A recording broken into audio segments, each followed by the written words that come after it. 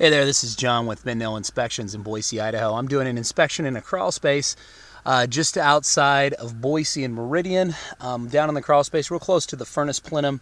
And all in all, it's new construction, really clean house, very few things to call out. But as I was getting ready to get out of the crawl space, I saw this little bit of moisture on the floor joist and took a closer look.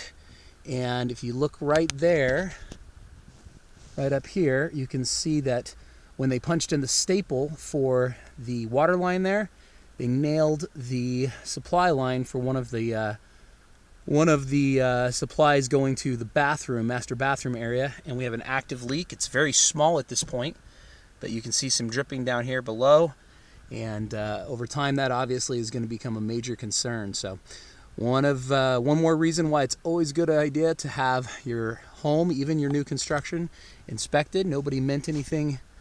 Nobody. This isn't just an accident, but if that would have gone uncorrected or unrepaired, it could have led to a significant issue down the road. For more information about bent nail inspections, check out our website, bentnailinspections.com.